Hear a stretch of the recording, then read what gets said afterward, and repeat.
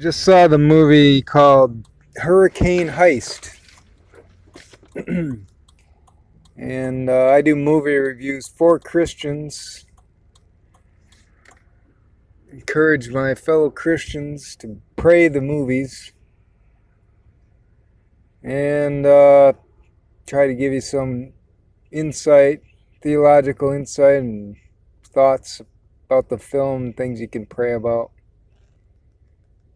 And a little synopsis of the movie. This is sometimes they do these movies and they're a little bit of a comedy. Well, this one didn't have that much comedy really. There weren't even that many good quips. Some of the characters are a little comical. You didn't get a lot of the laughs that you would get, like I'm thinking of like that one with the one where they robbed the money from the I don't know, the racetrack. Do you remember that one? Anybody out there? I can't think of the name of it. Well, they did a robbery of an auto racetrack during the race. Kind of reminded me of that. Also kind of reminded me of another one more recent one, about the one in LA where they almost a very similar plot where it was a place where they take the old dirty money. Dirty, I mean, physically dirty, not like stolen, but just money that's worn out. So they have to regularly just shred a whole lot of cash and replace it with new bills, the currency. There was one about that same plot taking place in LA. So I don't know. I mean, it's like, I wonder if there's a little bit of copycat going on in some of these. Anyways, some are more intriguing than others. This one takes place down in the Gulf Coast. Actually begins with a flashback to Hurricane Andrew, 1992. They show a dad and his two young boys, running from a hurricane in their tow truck, trying to get out before it's too late. But it is too late. The dad has to try to do something. He gets run off the road.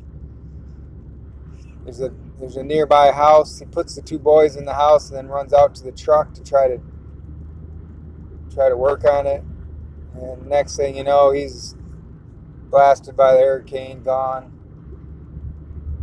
The two boys survive. So the next thing you know, we're back in the present time, 25 years later. These two young boys are now young men. One's a meteorologist. Meteorologist. And the other one is like a kind of a repairman of some sort.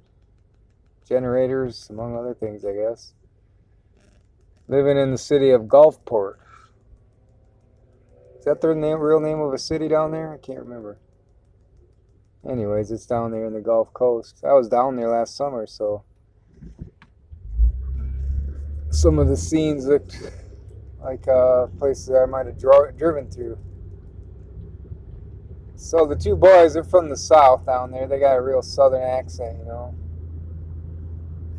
kind of hillbilly style, but they're both smart. That's the funny thing about Southern people, They could be really intelligent, but that Southern drawl just kind of throws you off, makes you think that they don't know, that they're not, but they are. It's just that Southern drawl. It's just something about it. It's charming, especially when women have it. But anyways, apart from that, so they're down there, and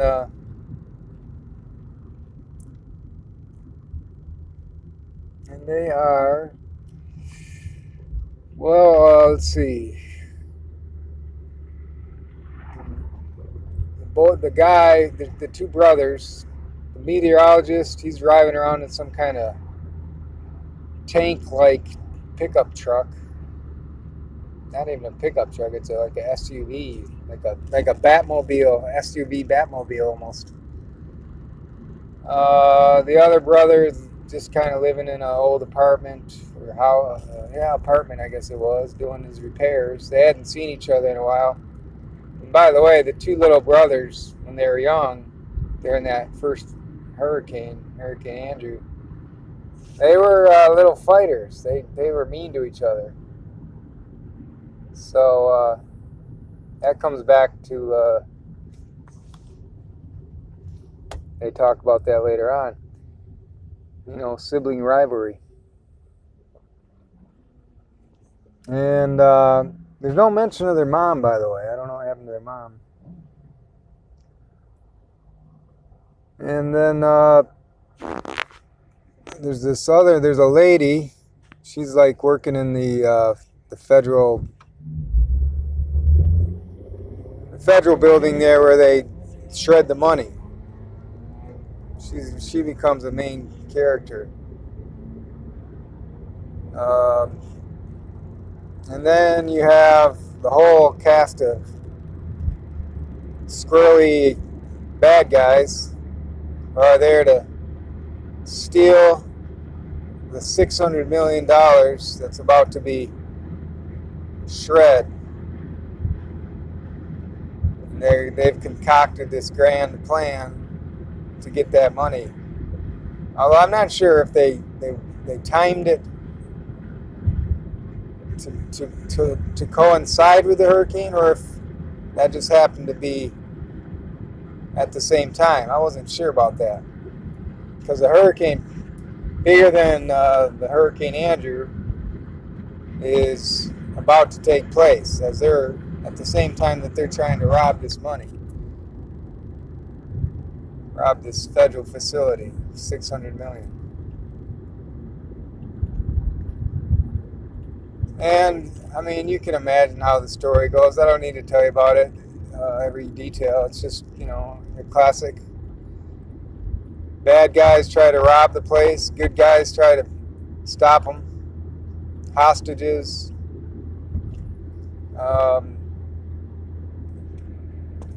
You know, get in the code to open the vault. All the basic elements of a robbery. And I'm thinking, as for Christians, the so-called good guys, right? They are showing like this incredible passion to stop these bad guys from getting the money. And I'm thinking to myself, how important is it to stop these bad guys from getting the money at the expense of your own life or the lives of others? Is it really that important? No matter how much it is. $600 million, a lot of money, yeah. So what? If one person gets killed, one so-called good guy gets killed trying to stop the bad guys, I don't think it's worth it. And I thought to myself that money, as they say, as the Bible says, money is not the root of all evil, but the love of money, i.e., greed, is the root of all evil. Well, I think not all evil, but it's the root of a lot of evil. Greed, selfishness. I mean, greed is selfishness, is self-centeredness, is not caring about others, only about yourself. The list goes on. And Christians were called to be better than that. We're called to care about others, about ourselves, but about others as well. Do unto others as you would have them do unto you.